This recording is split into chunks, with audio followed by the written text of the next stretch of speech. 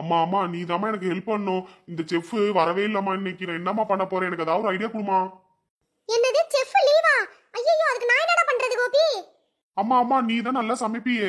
100 பேத்துக்கு ஆர்டர் போடுமா. நீ தாம்மா எனக்கு செஞ்சு கொடுக்கணும். ஐயோ என்னடா கோபி இப்படி சொல்ற? நான் சமைக்கிறதே என்னால சாப்பிட முடியாது. அவங்க 100 பேர் எப்படிடா சாப்பிடுவாங்க? என்ன மம்மி இப்படி சொல்றீங்க? உங்களை நம்பிதான் நான் இருந்தேன். இப்ப என்ன மம்மி பண்றது? ஏதாவது ஒரு ஐடியா கொடு மம்மி.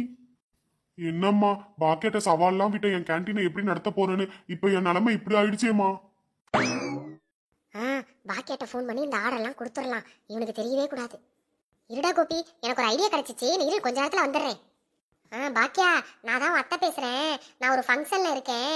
இங்க சாப்பாடு பிரச்சனையா போயிடுச்சு பாக்கியா. அதனால நீ 100 சாப்பாடு வெரைட்டி ரைஸ் மாதிரி செஞ்சு எடுத்துட்டு வரியா? எப்படியோ பாக்கியாட்ட சொல்லியாச்சு. பாக்கியாவும் சரின்னு சொல்லிட்டா. அப்பாடா ஒரு பிரச்சனை தோஞ்சிச்சு.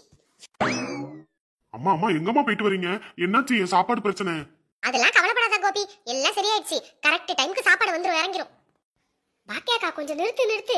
நீ சொன்ன லொகேஷன் வந்துருச்சு பாரு. உன் மாமியார் இந்த இடம் தான் சொன்னிச்சு பழக்கு. ஓ வந்துருச்சா? இந்த இடம் தானா? இரு செல்வி நிறுத்துறேன். அக்கா யாருக்கா அது? ஈஸ்வரி கேண்டீன் உங்க மாமியார் பேர் வச்சிருக்காங்க. அதான் செல்வி எனக்கும் ஒண்ணு புரியல. நம்மளோட பேர் அப்படியே காப்பி அடிச்சு வச்சிருக்காங்க இவங்க. என்னது இந்த பாக்கியா இடியட் வந்திருக்கா? ஐயோ இந்த பாக்கியாவும் செல்வி ஏன் இங்க வந்திருக்காங்க? நான் தெரியாம தான் ஆர்டர் கொடுத்தேன். ஐயோ இப்ப என்ன பண்ண போறேனே தெரியலையே. அக்கா கோபி சாரும் உங்க மாமியாரும் அங்க நிக்கிறாங்க பாருங்க. என்ன செல்வி எனக்கு ஒண்ணுமே புரியல. என்ன நடக்குதுங்க? அக்கா உங்க மாமியார் எதுக்கு திரும்ப ஆர்டர் பண்ணிருக்கு?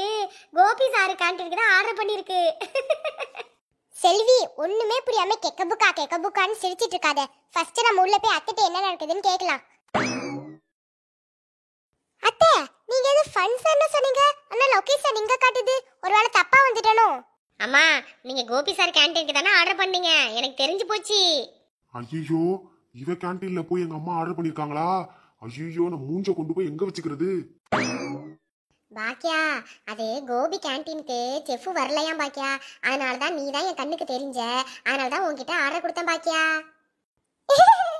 அத்தை அவரு தானே சொன்னாரு சமைக்க தெரியலனால பிசினஸ் தெரிஞ்சா போதும்னு. ஆனா இப்போ இப்படி ஆச்சு நிலைமை.